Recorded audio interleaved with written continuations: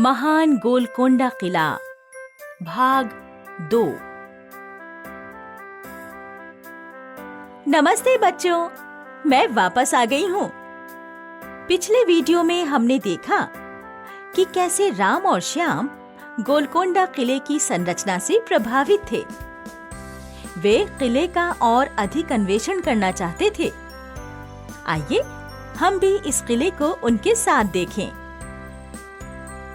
इस वीडियो का उद्देश्य है गोलकोंडा किले का अन्वेषण करना और इसकी वास्तुकला और कला के विभिन्न पहलुओं को समझना। आओ हम किले का अन्वेषण करें।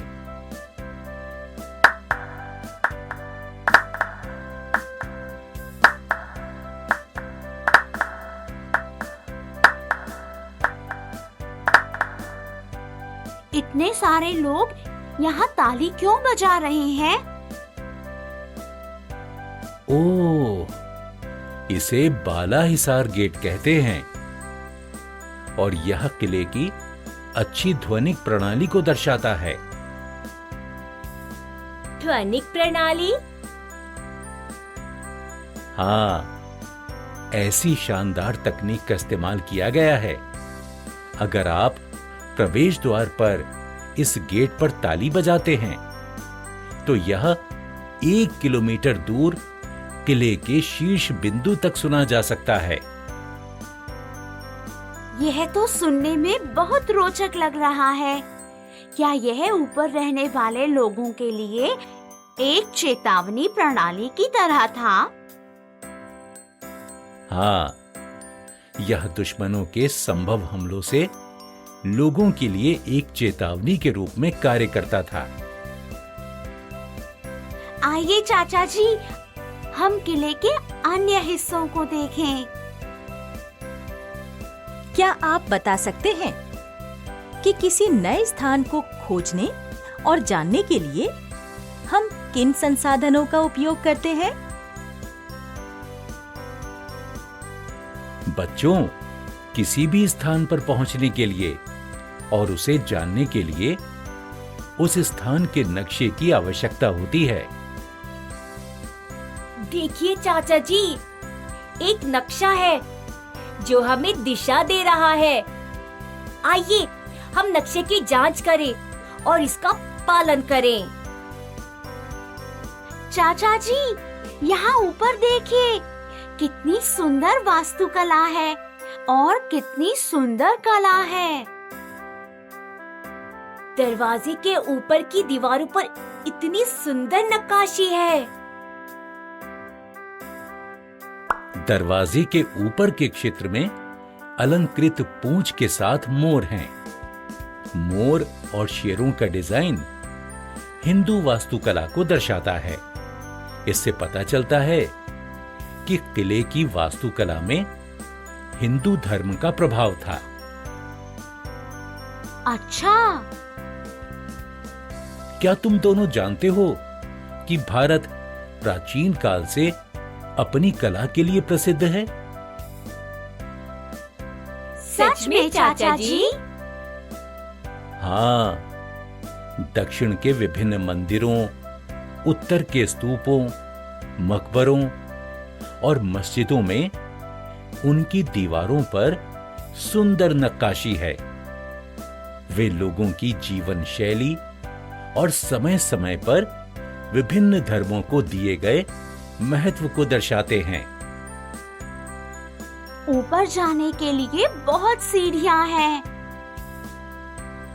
अरे देखो, इस किले में छोटे छोटे महल, खेत, बगीचे भी हैं। लगता है यहाँ बहुत से लोग रहते थे। हाँ, तुम सही कह रहे हो। यह अपने आप में एक पूरा शहर था।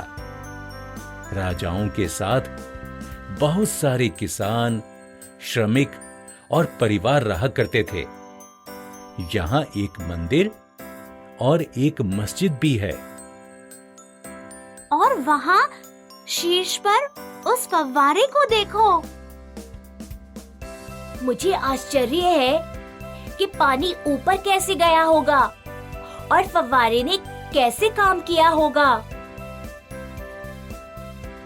जैसा कि हम अपनी महान सभ्यता की बात कर रहे हैं और वास्तुकला के भी बारे में चर्चा और भी है, मुझे आपको गोलकोंडा किले के बारे में कुछ बताना है। किले की ऊपरी मंजिल में एक फव्वारा है। क्या आप सभी अनुमान लगा सकते हैं कि पानी 2 मंजिलों तक कैसे जाता था और फव्वारा कैसे काम करता था?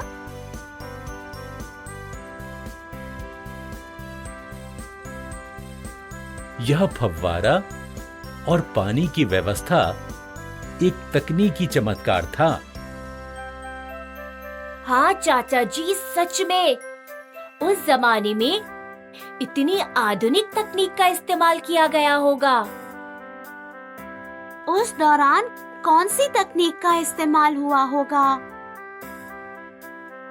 फारसी पहियों की मदद से किले के ऊपर के टैंक में पानी जमा हो जाता था और इसे महलों, बगीचों, फव्वारों में वितरित किया जाता था। बहुत ही दिलचस्प है। पहले के समय से ही भारत में अच्छी सिंचाई प्रणाली, जल निकासी प्रणाली और अच्छी भंडारण प्रणाली थी। क्या आप इसे विस्तार से बता सकते हैं? हड़प्पा और मोहनजोदारो की खुदाई आगरा किले जैसे अन्य किलों की वास्तुकला, शीश महल, जंतर मंतर इत्यादि यही महान वास्तुकला और उसके पीछे के विज्ञान को दर्शाते हैं। एक पुराना किला हमें कितनी जानकारी देता है। हाँ, वास्तव में यह किला मूल रूप से मिट्टी से बना था और कुछ वर्षों में विकसित हुआ था। कुतुबशाही सुल्तानों ने समय की अवधि में इसे पुनर्निर्मित किया और किले में बहुत सारे ग्रेनाइट जोड़े। मुझे इस किले से प्यार हो गया है। इसका इतना इतिहास है। सच में शानदार ढंग से सजाए गए कमरे, खुले आंगन, अस्तबल और सुंदर बगीचे को देखिए।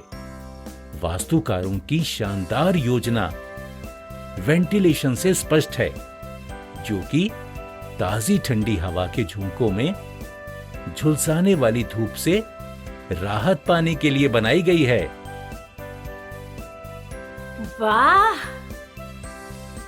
क्या आप सभी अपने द्वारा देखे गए किलों, मंदिरों और अन्य स्मारकों को सूचीबद्ध कर सकते हैं? क्या आप हर स्मारक की एक अलग विशेषता को बता सकते हैं?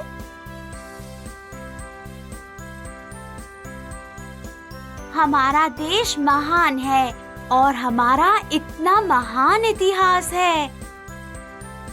हाँ, तुम सही कह रहे हो। भारत एक महान देश है। चाचा जी, धन्यवाद। आज आप हमें किला दिखाने के लिए यहाँ लाए हैं और आपने हमें इस किले के बारे में और भारतीय इतिहास के विभिन्न पहलुओं के बारे में भी जानकारी दी है। मुझे खुशी है कि आपको यहाँ आकर अच्छा लगा। आओ, अब हम घर चलें। इस वीडियो में आपने गोलकोंडा किले की कला और वास्तुकला के बारे में सीखा। इस वीडियो को देखने के लिए धन्यवाद।